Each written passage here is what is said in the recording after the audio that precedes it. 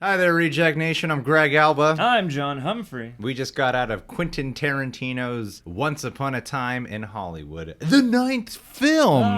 Tarantino is the greatest filmmaker of all time. He can do nothing wrong. Every film is the best film of his filmography. All 9 of them. Oh yeah, really quick, before we go into that, my brother did an interview with Ryan George over at Screen Rant's pitch meeting, so I'm hoping does his own pitch meeting for Once Upon a Time in Hollywood. My brother was like, hey, do you mind mentioning this? And I was like, no, you dick. That was the one interview in my whole life I've ever wanted to conduct, and you did it. I listened to the whole thing. It is a great interview, so putting all jealousy aside, please go check it out, because it really is. It is a wonderful interview, and is with someone I would love to interview myself one day. Back to the movie. You know, even though it's Saturday, I heard something recently of Tarantino saying he's mad at people doing spoiler reviews or like so early and whatnot. There are things you can definitely spoil, but we're not going to go into that today.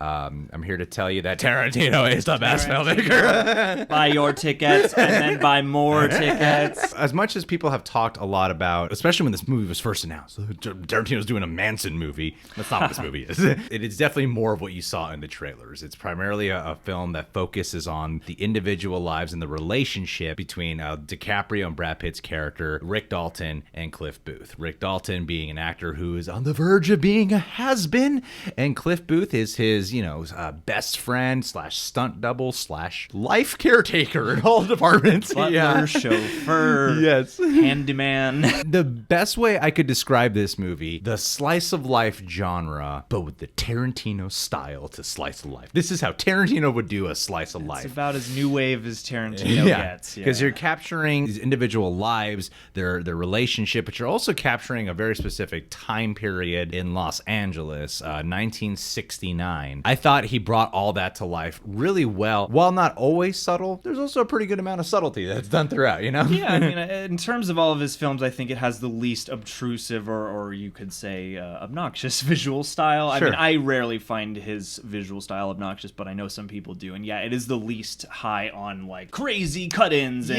grindhouse aesthetics and stuff. Well, it's deliberately paced. It really takes its time. I've heard some people describe this as like a hangout movie with these characters. And when I heard that, I'm like, oh, kind of like Jackie Brown, because that's how Tarantino said Jackie Brown was. His hangout movie. Yeah. No, it's not like that, right? Jackie Brown has a very distinct direction to go. Jackie Brown has a very specific direction it's going. It has a lot more tension in it. It's more plot heavy than this film, because there is a point in this movie, and I've heard other people say it, you start asking yourself, like, where's this movie going? Like, what exactly is the narrative to this film? Are we just watching people's lives unfold? Sometimes with Tarantino, he does get a pass on certain things that other directors wouldn't, because of the fact that he is Tarantino. I just gotta admit that right up front.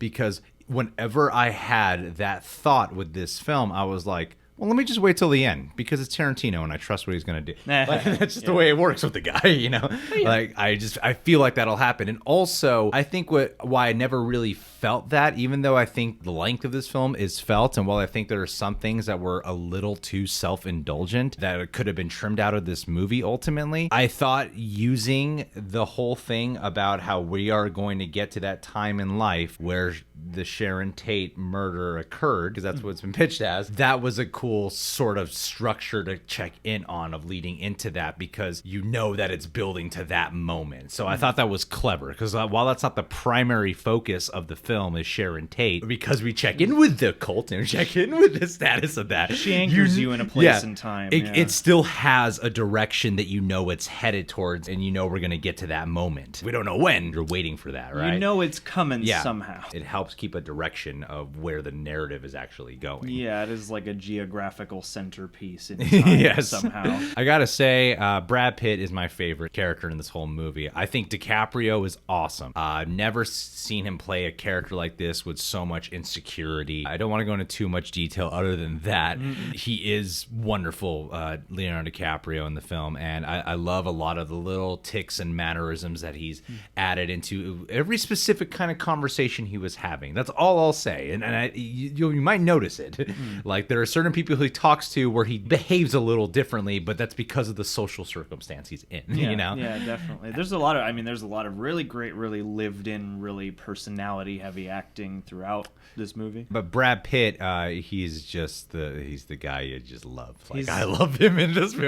Every time he's on screen, I'm having such a good time. He's like Rock Samson. He's the guy you want to be. And funny enough, I think their relationship is interesting because Brad Pitt is the guy DiCaprio plays all the time and arguably wants to be. He's like the real version of who DiCaprio is always dressing up as all the time. And it's interesting the way the movie kind of at least examines their roles in both Hollywood and life as men in that, window. You make a stunt double character who's really the actual badass in this version of real life. And it arguably in a version of life, it makes sense too, because he's doing literally all the dirty work. And their chemistry together is wonderful. Yeah. Like when they're on screen together, the movie is truly at its best in terms of performances. They look really comfortable together. Yeah, it's so cool to be like, oh man, I've been such a fan of both of their works for so many years since I was a little kid. And also the fact that like he was in Inglorious and he was in Django and now they're here is so cool. Yeah, totally. I thought Margot Robbie did a really good job.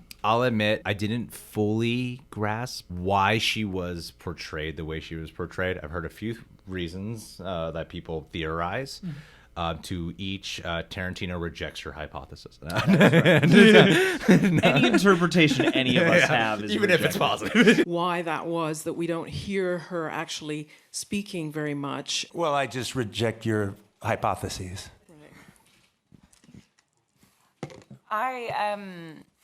Only he can explain it to you. Well, I've heard some people say that it's like capturing the innocence of that we lost with her. Some people have said that he has to kind of play it safe, because of those real life characters. So we gotta play it safe. Yeah, this is a script I would be very fascinated to hear about the conception of. Either way, even though I didn't fully grasp it, I'm sure maybe on a second viewing, and it's Tarantino film, so I'm gonna watch it again. I might get her portrayal a little bit more, but coming off of this from 20 minutes ago, I do think that Margot Robbie does do a really good job and does bring an energy, one of the quieter performances in this film, to life. Yeah, she brought up, I guess, with the film's handling of her character, I thought that she brought something welcome to the Tarantino palette, that whole side of the story, because this is arguably, at least to me, one of his least chatty movies, and so many of the Sharon Tate sequences especially are visually driven and aura driven. And I think that does appear throughout this movie, but especially with her. And as Tarantino goes as a director, I do appreciate him kind of at least branching out in that respect. I feel like this is his most to date contemplative, arguably most sort of sympathetic movie in a lot of ways. Definitely. Yeah, it's a different kind of life. When I say self-indulgent, literally the only thing that I found a little too much at times. But the weird part is I also really love a lot of it. Is with Rick Dalton, he's an actor, and so you see a lot of the shows and work he's done. And you don't, it's not, a lot of movies would chalk that up to montage. Or a clip here. You get so much and you get to really live in these shows. There are times where it becomes like, I get it. But then there's also times where I'm like, that's fucking brilliant. It really is. There's scenes where he's, being the actor, there's moments where you're going to see him shooting something.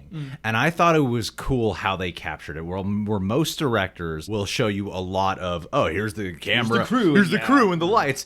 He puts you into the scene as if you're just an audience member watching the scene. And I thought that was really unique and different, to the point where when Rick Dalton is acting as a different character, he's doing a great job as that character. So I thought that was really, exactly. I thought that was really fucking smart. When I think some of the clip stuff, I'm like, okay, yeah, all right. There's also times I really love that. And especially those specific sequences that I'm talking about, where you really get to watch DiCaprio play Rick Dalton, who's playing a character. And we're like, man, that's great. He's doing a great job. Through that character, I mean, this is also the first time I've gotten, I don't know if this is true at all, but it's the first time I've gotten a sense that maybe Tarantino is putting a bit of his own emotion and his own place in the world, in his business, etc., into a character. And like I said, that could be totally wrong. But, film is changing. He's older in his life. This is about a guy who's going through a changing landscape. It's 1969. We're at 2019. The decade's about to roll over again. It was nice to me to glean that dimension from from a Tarantino movie, because up until this point, I'm sure you can, but no other Tarantino movie has made me think about the inner life of him. It's called Once Upon a Time in Hollywood, and it's more than just a tribute to, the Western titles that we all love. Like Once Upon a Time in America, or Once Upon a Time in the West. Or Once Upon a Time in Mexico. Oh, yeah. Where he gave that suggestion to Robert Rodriguez, actually. There you go.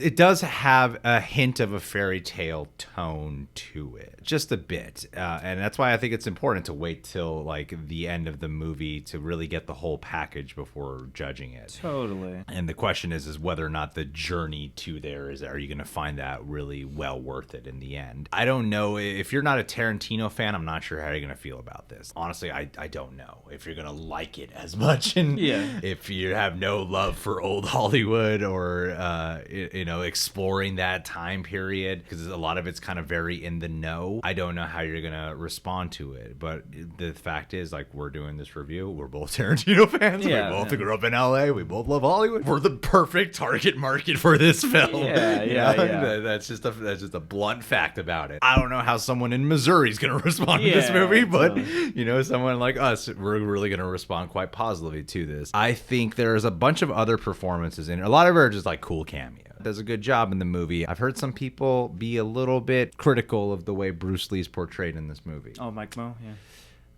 I love that scene. Yeah. I have friends who have done reviews who criticized it. Is it a little cartoony? Sure. There's points where you're like, would Bruce Lee really do that? Yeah. But I think because of the tone that it struck and that it's so self-aware in that moment. Well, and the point is you're seeing a moment that only the people on a set would see. Yeah. That, is completely divorced from our image of Bruce Lee. But I loved that scene. I did too. I really it's a enjoyed that great scene scene. I do think that, it's not as tense as other Tarantino films. It's a little bit more of a laid-back ride. So I wasn't always emotionally gripped by it, but I was always pulled in and I was always interested in what was going on. I do think the most intense moments do come from whenever we are checking in with Sharon Tate Manson related stuff. Naturally. Because that's when the movie really plays on your knowledge of history and then just the proximity of the characters. It's actually a very interesting kind of tension they draw throughout this movie that kind of matches the city it takes place Definitely. in. It's this like foreboding sort of bubbling undercurrent. And I also think too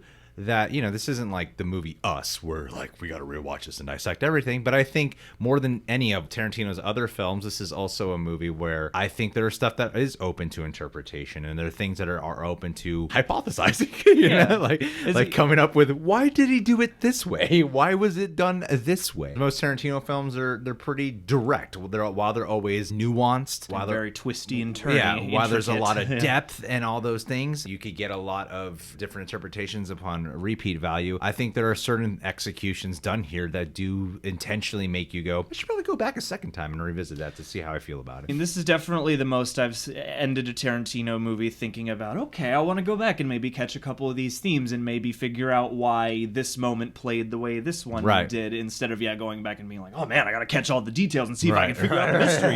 It's gonna take me a little while to figure out where I qualitatively stand on this movie in terms of like a letter grade or where a thumb goes, but I do think that this movie gives a lot to dissect and appreciate if you want to. I think there is a lot of good craft on display. Say what you will about the way the story handles itself, and I feel like that's where you can argue the most. But I do think this film gives us something interesting to think about, has some themes that are worth touching on, and also sees Tarantino traveling into slightly uncharted territory for his sensibility. Definitely. It's not the save the cat structure that every Hollywood movie is, where it's like, how is this scene advancing the plot? Because it's not about that. And that's why I wanted to open this with that slice of life comment. I feel like this is arguably his least plot oriented. No, it seems like he knows the shit out of each one, even the most minor characters. Yeah. It seems like he really knows the entire background of each one of these, and you just get a chance to explore some cool Tarantino fleshed out characters. Yeah. I give it a pretty high recommendation. Go It's see definitely worth